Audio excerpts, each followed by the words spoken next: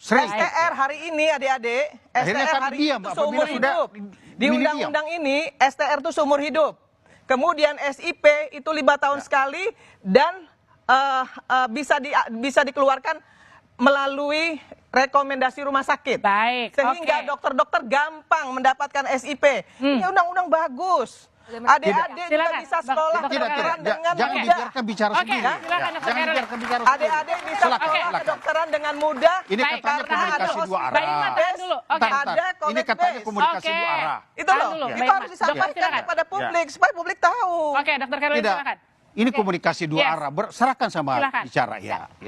Tentang rekomendasi ya Bu, rekomendasi SIP. Ya. Nah ini yang selalu sebagai permen nih dari RUU ini bahwa STR, SIP itu dipermudah.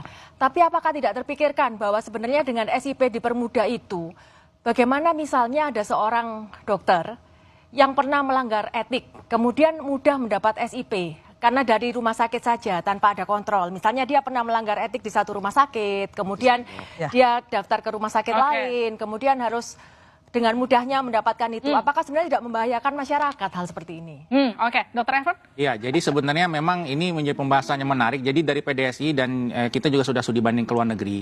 Jadi nggak pernah ada ormas itu tiba-tiba main sidang-sidangan. Itu satu. Jadi tetap pemerintah dan Menkes sudah bilang nanti semua di Majelis Disiplin dan Etik mungkin akan digabung nanti. Jadi nggak masalah orang PDSI maupun ID. Makanya saya bilang ke teman-teman ID, kami ini bukan saingan ID.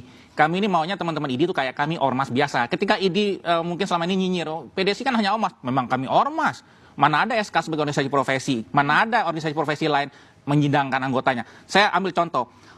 ID itu menyurati Singapore Medical Association karena ada Dr. Tony Setiobudi, orang WNI kita yang praktek di Mount Elizabeth Hospital yang sering katanya dalam tanda petik menjelekkan nama ID lah. Gitu. Dan di surat itu ID menulis mohon didisiplinkan atau diberi hukuman lah gitu. Kemudian keluar di media saya baca Singapore Medical Association itu membalas kami tidak punya wewenang untuk itu.